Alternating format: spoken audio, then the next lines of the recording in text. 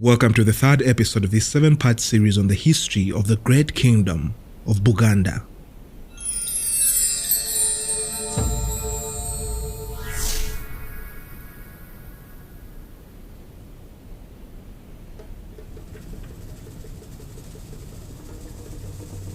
Njagala Kasai means I need blood.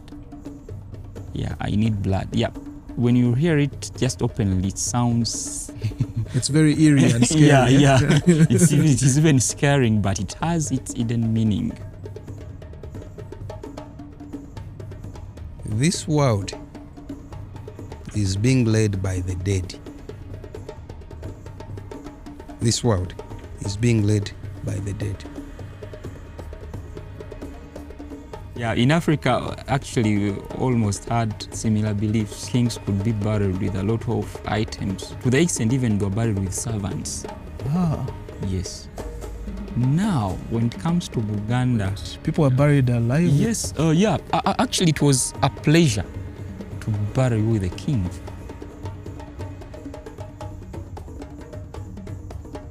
Era nze nsanyukira ddala kubanga ekyamazima zaali ssaawa 2 ennaku z'omwezi 16 omwezi ogwokusatu. You're dealing with the living, you're dealing with the dead. In the process of rebuilding, I have had to deal with history. I've had to deal with the future.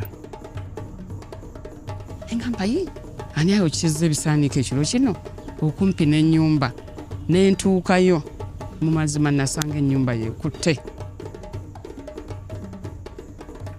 Depends on what we appreciate as our own.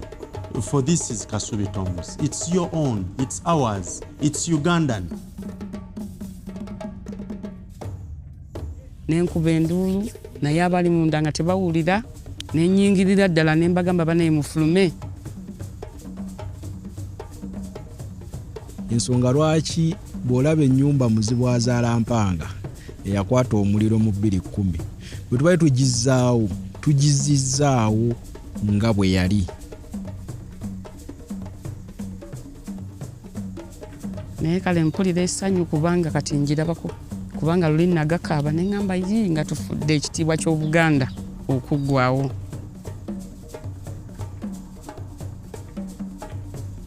Mu lubiri tebavugiramu ggaali, temukookolimirwamu nkoko empanga kuba Sseggwanga ali atya, ali omu ye kabaka. Missionaries came preaching Jesus Christ as the king. Yeah. And we had kings here. We could say, Our Father who art in heaven, hallowed be thy name, let your kingdom come. We had kingdoms here.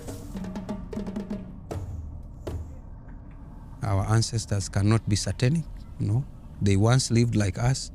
If you say they are satanic, then when you also die, you will become satanic.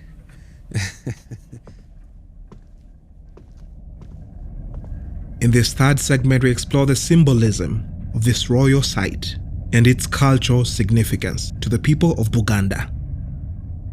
It's important that you watch the whole series for context.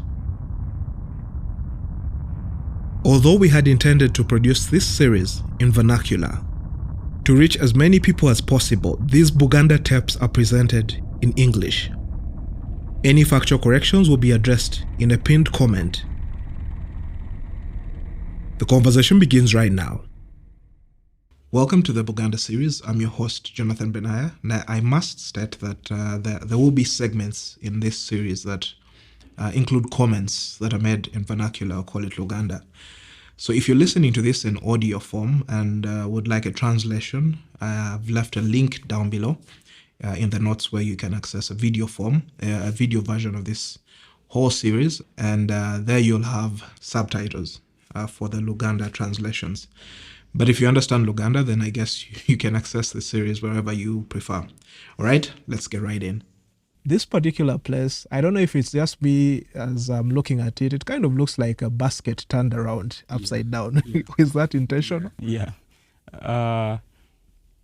It is, yes, it's in the structure of a basket turned upside down. Yes. Now that structure was intentionally made like to make the rings of the clans more visible. Okay. Yeah, especially to the visitors and the people who always want to explore like the interior of the house. Okay. Yeah. Interesting. We usually study about, like when you study the history of Africa, most of the time what you hear about mostly is the history of great people and the history of the kings. Yeah. For the case of an ordinary Muganda who probably wasn't a royal or wasn't a chief, what did their houses look like? Would it be similar architecture or was it like a smaller version of such a place? Yeah, it was, I would say, their houses, they're also huts. Now, the unique thing is, for the king's palaces, when you look outside, the grass could go directly even up to the ground. Yeah. But with the normal huts, grass doesn't reach the ground. That was the first, again, the difference. Okay. Then inside the normal person's house, even the pillars which are placed inside, I would say they were not more significant.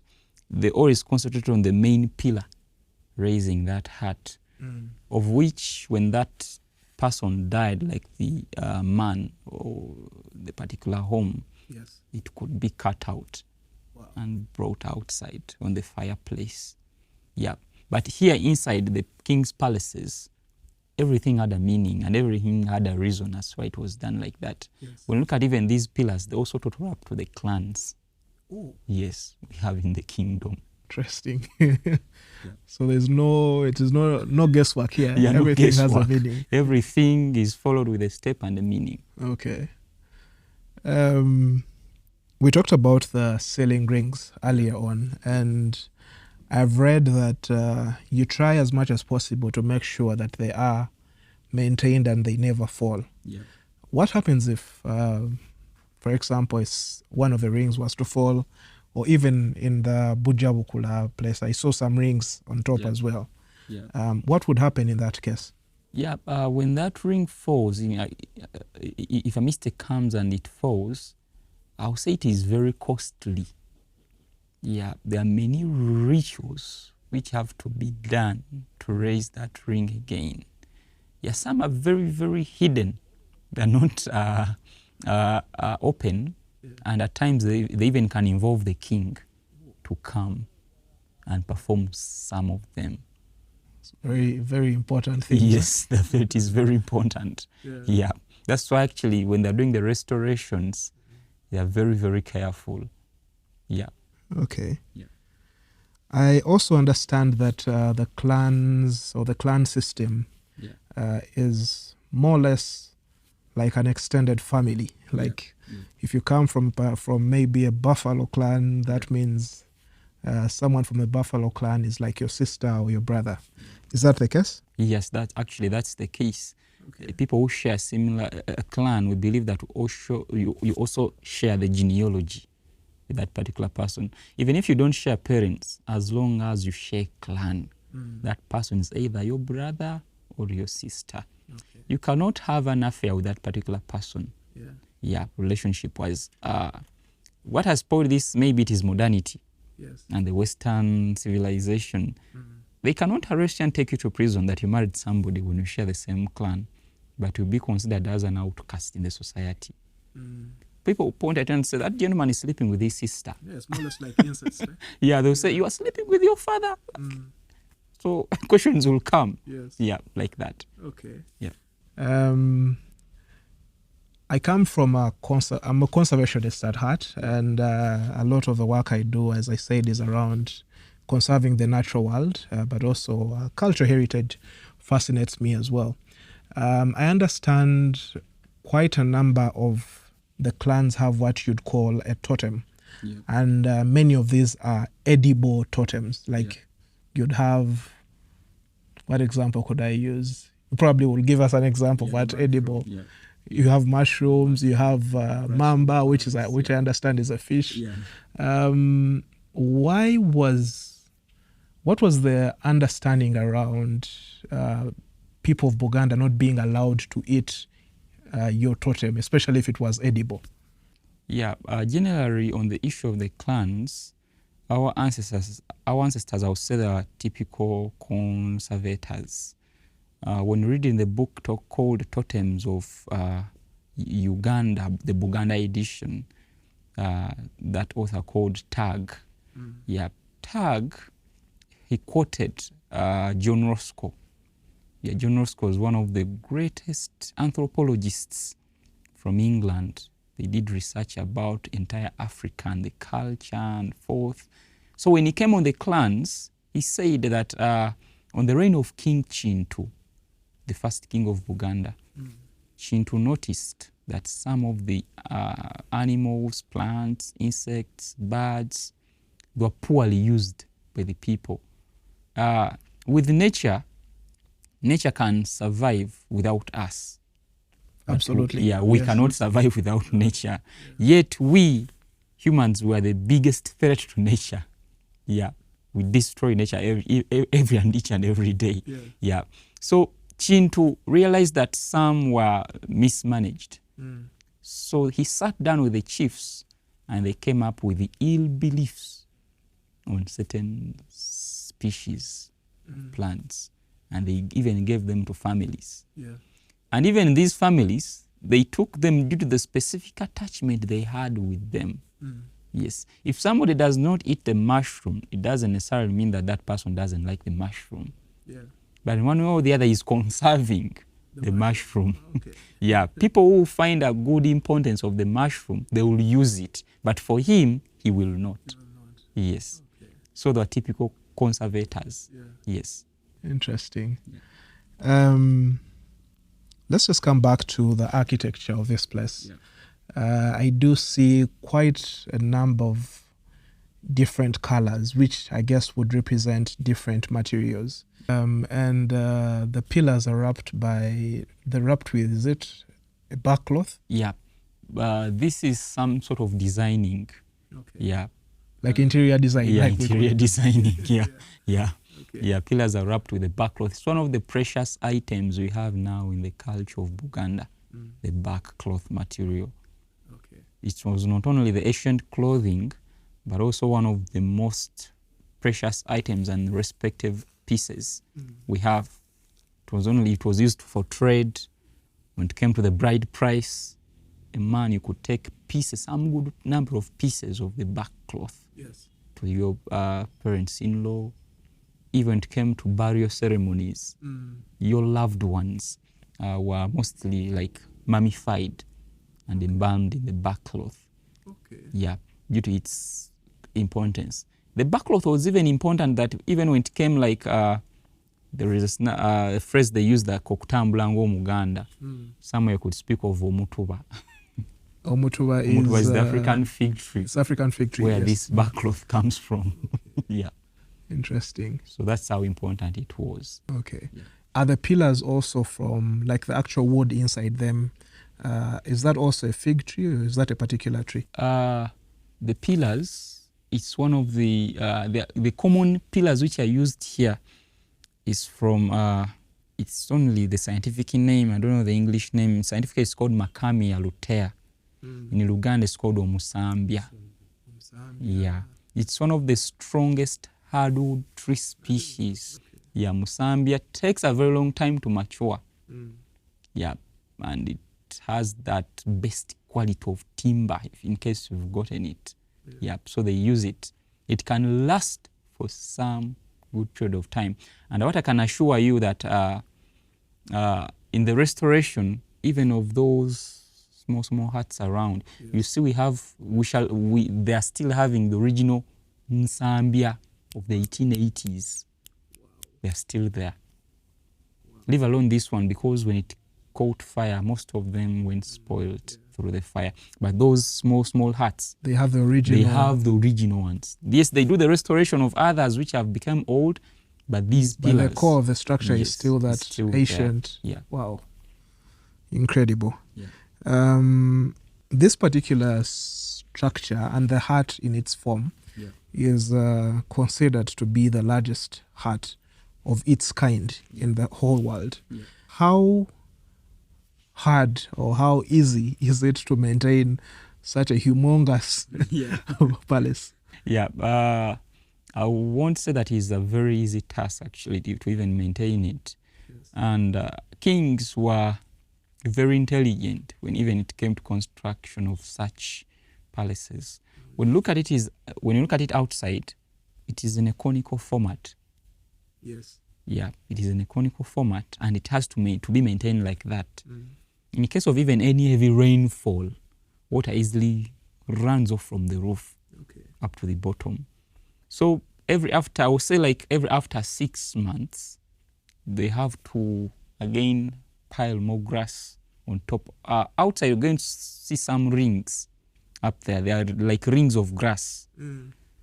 It's a sign that this hut still needs more grass. They have to pile and cover them all. Yes.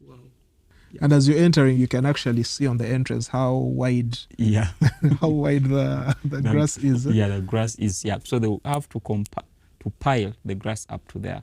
So after a given interval, yes, they do maintain. Actually, in Luganda, we find somebody speaking about that who say, "Tugenda kunaza nyumba." So in your mind, you can say, how are they going to wash the house? But in actual sense, that it is like continuing piling more other grass. Yeah. Interesting. Okunaza nyumba is like washing the house. Yes, that's what will come to your mind. But outside, it is like compiling more sets of grass. There is a way how they tie them and try to push them inside. Yeah. So it's very solid. Yeah. As you were explaining the conical format, you actually opened up my mind to another question. The interior looks like a dome. Yeah. But when you actually coming in from the outside, it almost looks like a pyramid. Yes. Is there like space up there? Or? Yeah. Now the science is, I would say this house has more than one ceilings or one roof. Oh. Yes. Yeah, there is this interior one, Yes. the actual basket which you see. Yes. Yes. And outside this basket, there is another ceiling of the reeds. Actually, you can see them at the entrance. Yes. Then on the reeds, it's when you see the grass. Yes. Yeah.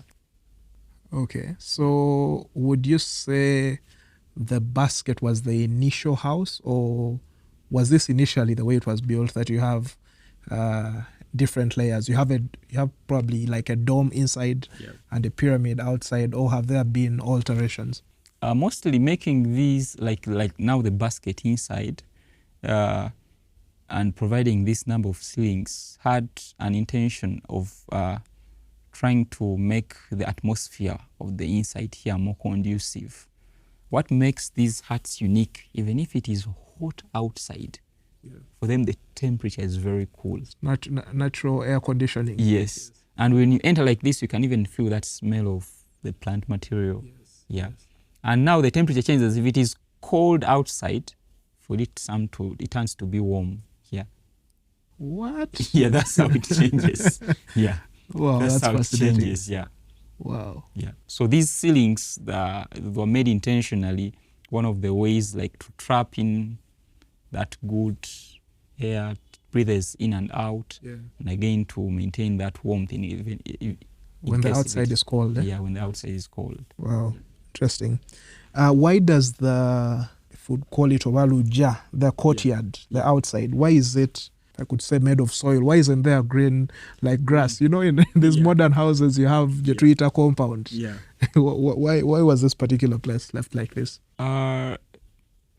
UNESCO had two factors. There was reconstruction and restoration. So UNESCO focused so much on restoration. Through restoration, they meant bringing back what exactly was there in 1882. Yes. So the compound in 1882, it was the same way it is here. Yes, there was no grass. Yes. So if the king had his own reasons, I thought, I don't plant grass here. It's what they also followed. So they cannot say that, let us plant grass. And it was not there in 1882. Yeah. Okay. At this point, I need to bring in the Katikkiro, or call him the Prime Minister of the Kasubi Royal Tombs. Now, whereas the Greater Buganda Kingdom has a Prime Minister who handles the general business of the king, that's Waititiwa Charles Peter Maiga, there's actually a particular Katikkiro who is in charge of this sacred site. His name is Nkalubo David, and he basically oversees the daily running and business at Kasubi. Let me just bring him in to help us understand a bit more about why the courtyard was left this way during the restoration process. Mu luzungu tulina ekintu kye tuyita authenticity. Authenticity y'ekifo ejja sigalawo. Ensonga lwaki bw'olaba ennyumba Muzibwazaala Mpanga eyakwata omuliro mu 2010 bwe tubaye tugizzaawo nga bwe yali. Tetutaddeeko bbaati nti teryaliko ne tusookako ebbaati esigadde ng'ennyumba ezimbibwa okuva ku misambya n'esokebwa emmuli n'ekubibwako emisambya ne baddamu ne basokka emmuli ne basereka. So ekifo kino kisigadde mu mbeera gye kyalimu era tekisobola kukyuka. Kati singa kibadde kyakukyuka wano wandisanzeewo peeva, naye ekitugaana otteeka peeva awo nti amasengere gano amayinja gano bagayita amasengere. Amasengere ago gaaliwo mu ntandikwa, ng'era omuntu bwazza omusango abambowa oluusi baamutwalanga nga bamuwalula. Bwe baatuukanga ewa kabaka n'amubuuza kyabadde, tasobola waayo bambowa nti bambowa bazze bampalula, amasengere gansanze. Amasengere ge gansaze mukama wange nga nzija. Tasobola ga nti bazze bampalula, amasengere gansanze. Amasengere gansaze. So yensonga lwaki tetutaddeemu peeva nti lwakuba tuli ku .com osangemu pasipalamu tusimbyemu omuddo tunoonye beauty. Ekifo kirina beauty yaakyo nga kyo. Now let's talk about cultural significance. This is the only place on the African continent, and perhaps, I don't know what it is around the world elsewhere, where you have 4 resting kings buried in the same heart, in the same place. Is there a particular cultural attachment, cultural significance for the people of Buganda? Yeah, actually, this place, I would say it holds a unique significance to the staunch believers in the African traditional religion. They come here and whisper their wishes to the spirits of the kings. And they not only whisper, whenever their prayers are answered, they come back here with gifts in form of rewards to offer to the spirits of the kings. Somebody can come here with money, somebody can come with food, somebody can come with the local beer, who say, no, I had a challenge last month, the kings helped me to achieve it. So this is a reward to them. So it holds that unique significance. They come here and pray. Actually, they come and kneel here. Because at the back of that curtain, it is called the imaginary sacred forest. So it is believed that when they whisper their wishes here, the kings in the back can get them. Interesting. So it's more of a prayer place, for the believers in the religion. Are there any particular rituals, other rituals that happen in this place? Today, yes, there are many of them. In case there is a burial ceremony, inside here, most of the ladies who stay here, they are like wives to these kings. They are the successors of the original wives. That makes sense. Because when we were coming in, I met a lady who was, if I could look at her, she was probably in her mid-30s. And she claimed that she was the king, the wife to a king that I believe lived over 100 years ago.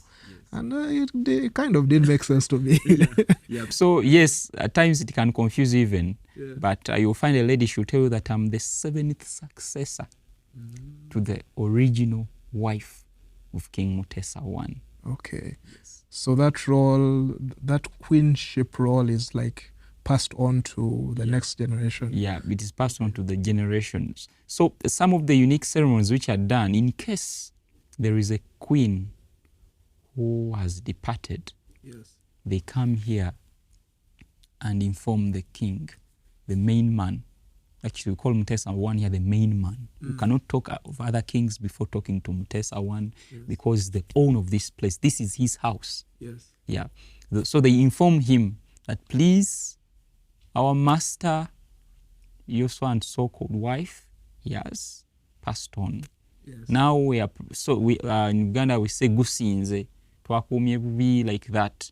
You kind of like take the blame. In front of the king. Yes. And besides, not only that, you have to report to him with different prizes, like it can be a calabash of beer, coffee beans, and many other items. That's a ceremony done officially informing the kings that their wife has departed. Like last week, they're now 2 weeks back, we lost, she was the fourth successor to the original beloved wife of King Mutesa I. She's given a title of Kabeja. Kabeja is the beloved wife. Yeah, the king. She died when she was 105 years. So we buried her down there. So the ceremony of informing the king was done here, that your Kabeja has passed on. So Kabeja today has a successor. Okay. She's already here. Oh, wow. The successor was also brought, and the king was informed that now your new Kabeja is here. So that's also another ceremony. Yeah. Other ceremonies, they can include like naming. Yeah. In the African traditional society, the culture of naming is highly respected because they name basing on the lineage and the works of the ancestors. If there is somebody who contributed positively to the community anciently, they make sure that they make that person resurrect through naming. Makes sense. So they can name even the royals here. Like this is home to the royals. They bring their children here. And they do the naming here. Those traditional names. Even when it comes to succession, succession, it's also a ceremony, and it is also done here. Like can be departed, like now the Kabeja, that was succession. Yeah. When it comes to succession, again in Buganda, you not only take the name of that particular person, but you also take the responsibility.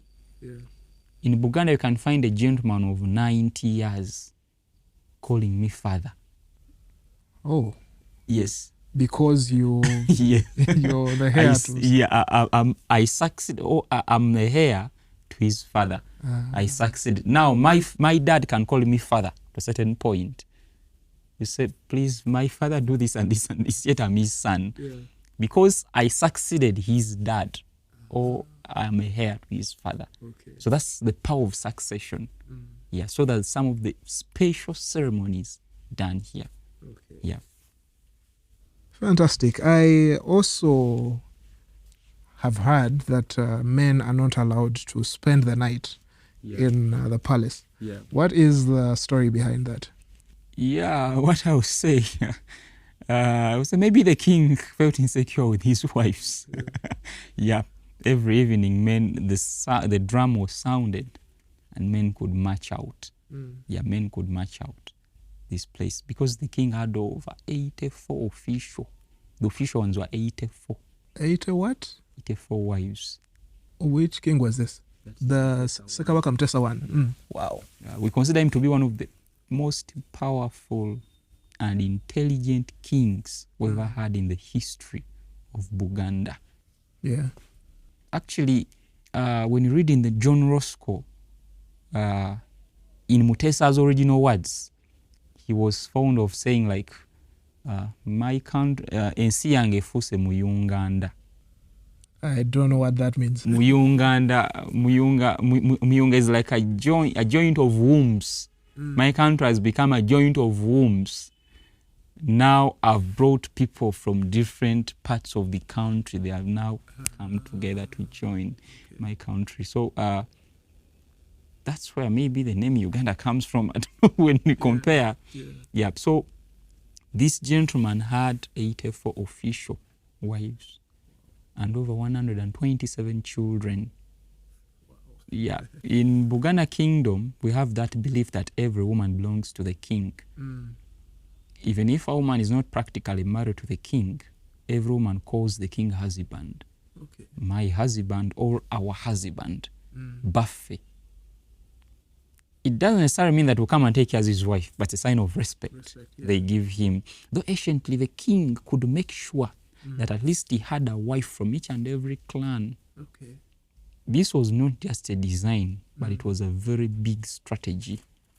There is no way how a particular clan could come to fight him when he had their daughter. So this would promote unity. Instead, the clans would work hand in hand to protect and defend the king. So this was a strategy. The king could make sure that at least each and every clan he had a wife. And these wives would create a connection to each and every part of his kingdom. The easiest way the king would be connected with the people whom he didn't know, he could get a wife from them. Through the wife, Yes. Really keep everyone happy. So the wife will link up between him and the people.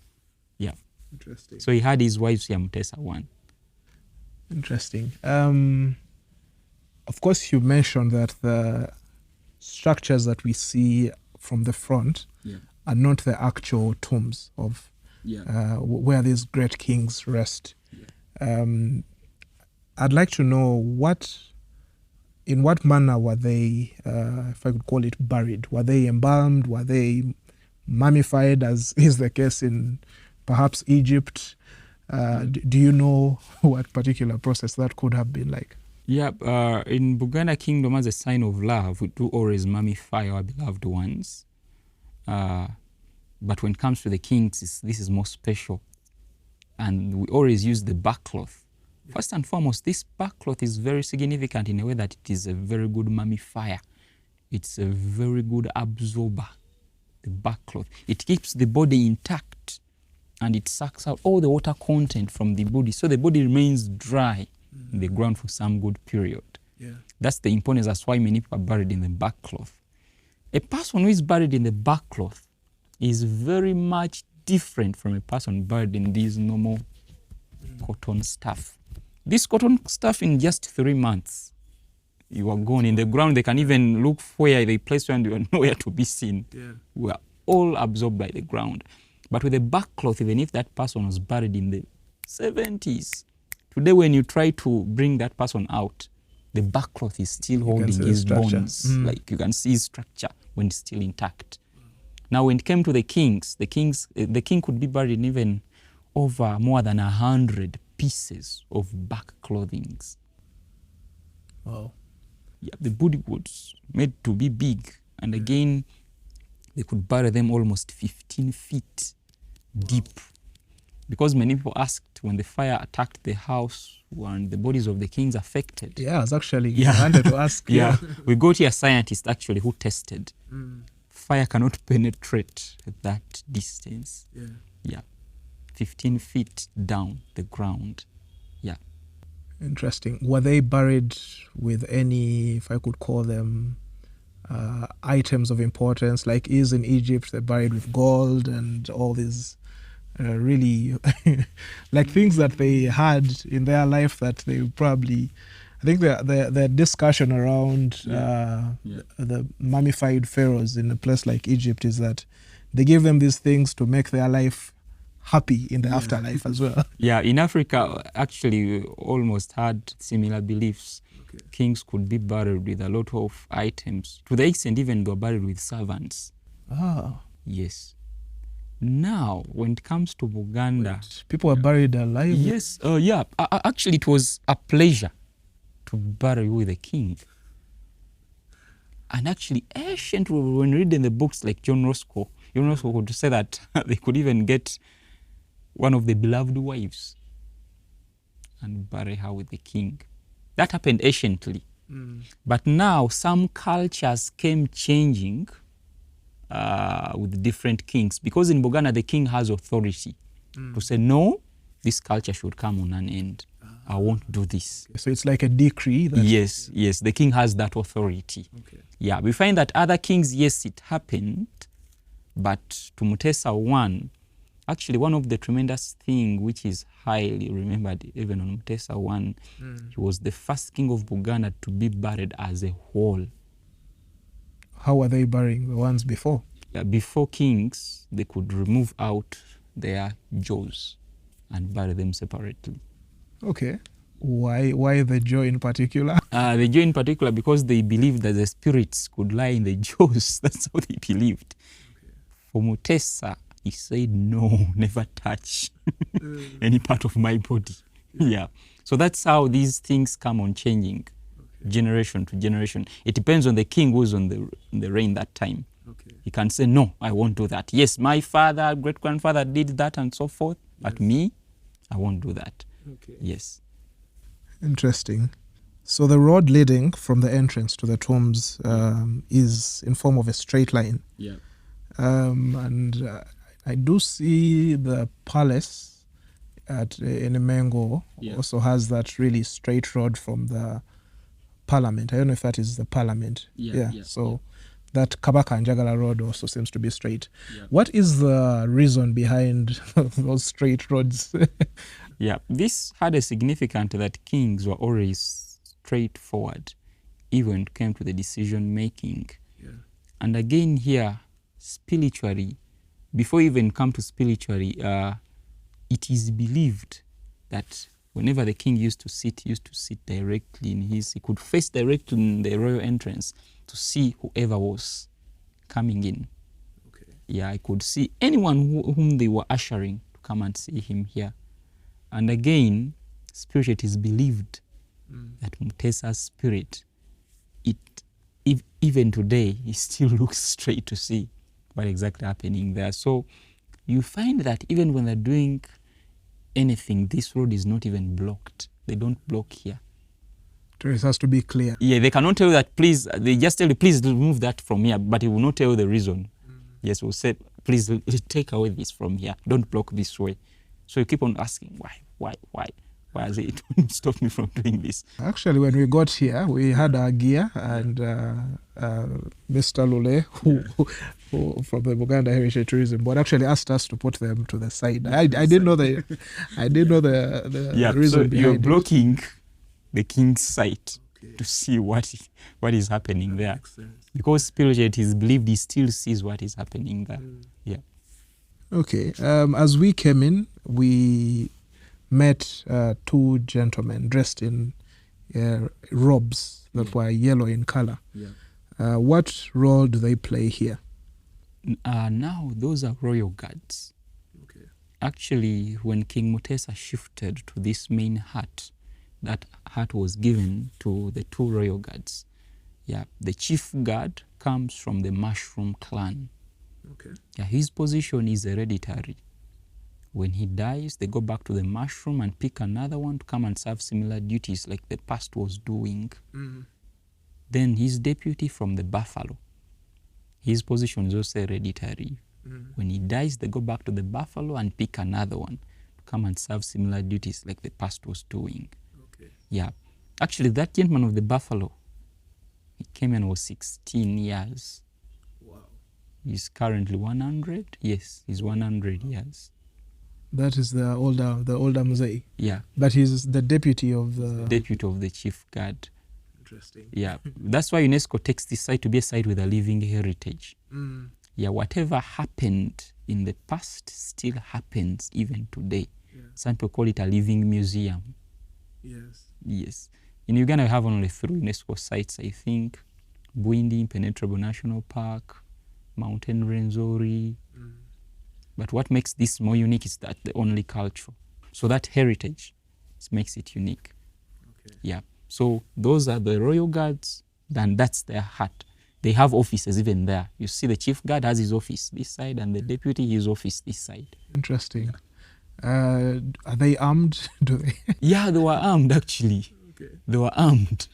with like the traditional weapons, spears and... Yeah, they were armed. Actually, this chief guard could even, he had a horn which he used to even blow. Okay. Whenever any potential visitor came in here, he could blow that horn. He could blow it loudly. Yeah. So when the king was here, he could know, oh, someone is coming. Yeah. Engombe eno Ssekabaka Muteesa yejowa jjajja wange ava okutabaala n'agimukwasa ng'akomeza obutabaalo era ngifuuyira abalangira n'abambejja ne kabaka ng'azze wano. It is a sign of respect.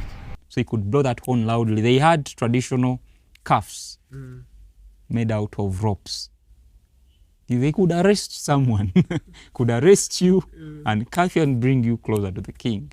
Yeah, because they had authority to any visitor who was coming to see the king. Yeah. Yes. Interesting. Wow, it's so nice that you are really conserving not just the, if I could call it the hardware, but also the software of this place. Yeah. We talked about the forest, as you symbolically call it. Behind the back cloth curtain is where the great kings are buried. Is there any particular person that is allowed to go beyond where we are seated? Yeah, not everyone, even the ladies who live here, can go to the forest. There are few specific people. Actually, at times they are caretakers who monitor that side. These people, they were chosen, maybe they had a specific connection to the kings. And the Mova and Luganda, they are the ones who bridge the gap between the people and the kings. They can be called Abakongos or Mukongos in Luganda. Yes, not everyone is capable of going that side actually. It is considered to be a very, very holy, sacred place to the believers in the African traditional religion. Like when you go to the church, we have specific areas that the bishop only sits here. Nobody is allowed to touch this or this, only the pope or the bishop. So the same applies here. We have those few specific people. Even the royals, not every royal can go there. Yes, not every royal. Okay. I understand the succession process when it comes to the kings of Buganda, the Kabakas, is unique.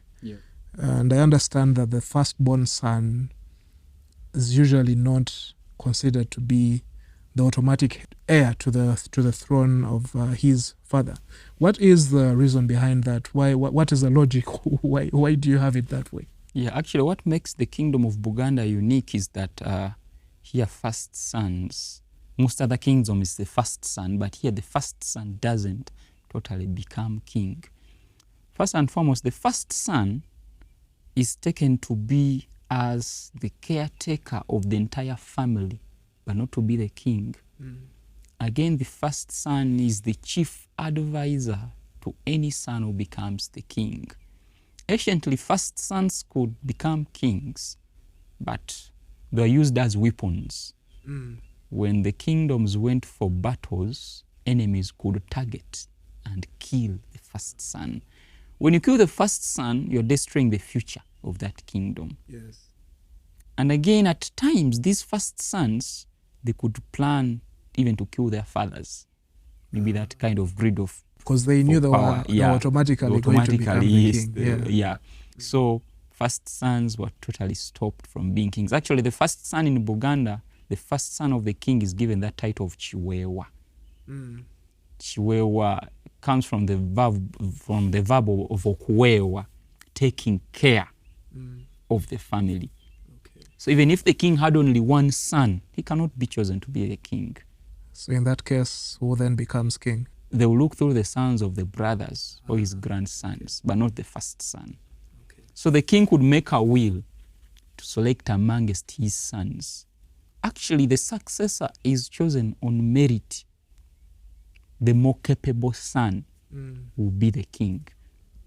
That is very selfless of the king to do. So actually, when the king had many sons anciently, these sons could be distributed to the chiefs in the society.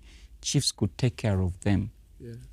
they're not made to grow up as like in luxury, that you're a prince. No. Yes, they're considered to be princes, but they were made to face life as a normal person does. Yes. So that when one of them becomes the king, he can know and plan for the common man down there. Yes. So these chiefs who take care of them, they keep on weighing the qualifications they see in them, and they report them to the king. So the king will base on those qualifications to select the more capable one to be his successor. Actually, in Buganda, you never know who will be the king until when the king on the throne disappears. That's the only time you know who is the successor. Okay. Because the will can even surprise you. Well, interesting. Yeah. This actually gives me the feeling that, and of course I said it was quite selfless of a king to do, is that the selection actually comes in the interest of the kingdom, not in the interest of his own family, if I could say. Yeah, when you tell other people that the first son here doesn't become king, you say, how? Why? For us, we know the first sons. Yeah. You go to England, it's automatically the first son. But here, no first sons. You can't be the king. Okay. Yeah. On one of the hats, I saw the name written Njagala Kasai. Yeah. What does that translate to mean? Njagala Kasai means I need blood. Yeah, I need blood. Yeah. When you hear it just openly, it sounds... It's very eerie and scary. Yeah. It is even scaring, but it has its hidden meaning. Yes. As I said, anciently, the king could make sure that at least he had a wife from each and every clan. Now, anciently, the king could go to each and every clan and have their daughter. Yes. That house is typically to the people of the Mamba clan. That's the langfish. Okay. Yeah. So the Gabunga, the title given to the chief of the langfish clan is called Gabunga. Now, Gabunga could trick the king sometimes.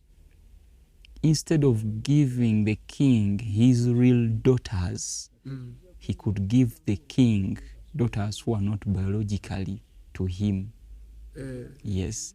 When Gabunga heard of the challenges women face, because kings were, like the wives were many, they can't fail to have challenges.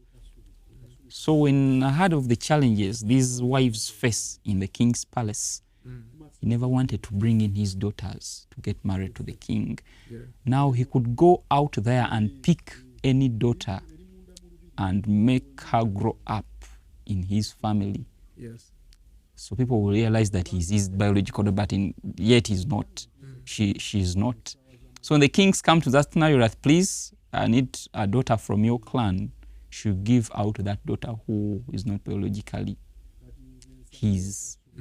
So when the king came into when he came into aware of that, that's when he made that statement that Gabunga, I need your blood. I need your... I don't want you to give me any. Yeah. Njagala Kasai, like I need your real blood. Okay. Yes, of yours. Okay. Actually, he said, Chobadokola chikome. Chikome means stop it. Yes. Njagala Kasai, I need your real blood. Okay. The wife who lives in that hut, her title is called Chikome. The real word of the king which he used.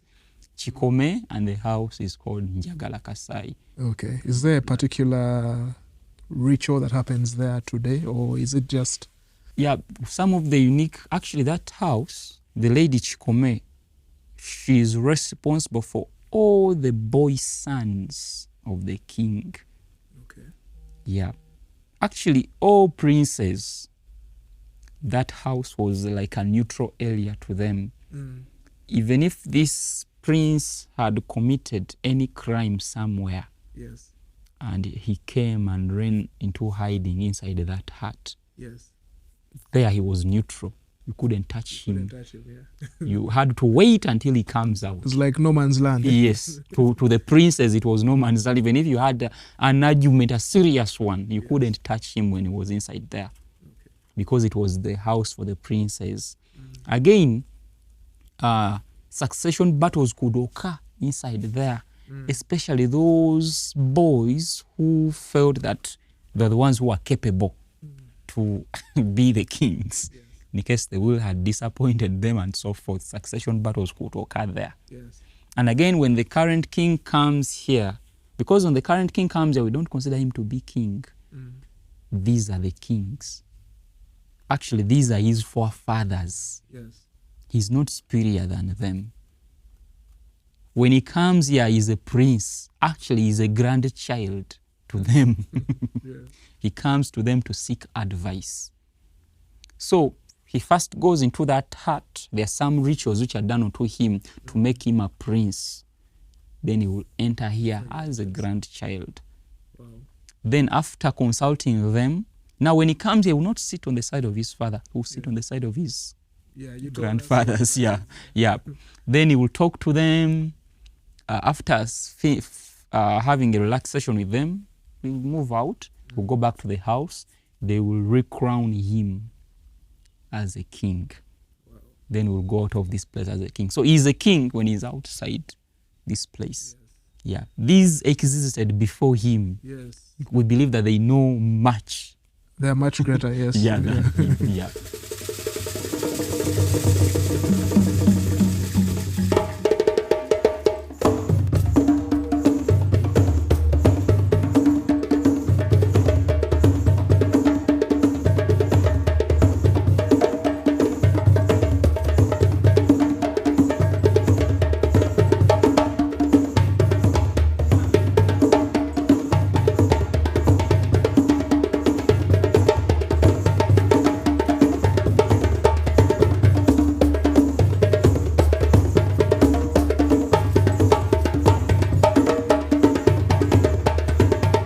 Coming up in our 7-part series on the history of the Great Kingdom of Buganda. We appreciate the financial support we received from the governments of Uganda, Japan, Norway, and UNESCO through the World Heritage Fund. As soon as the announcement was made that Kasubi has been taken off the danger list, You had visitors. visitors started coming in. As soon as a week after, visitors started coming in. They wanted to visit the site. The Kingdom of Buganda provided the biggest financial support.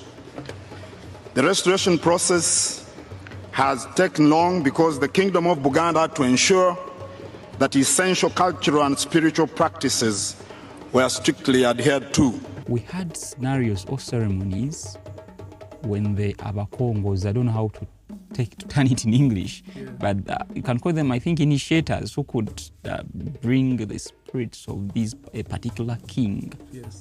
Can come to him and speak to the people.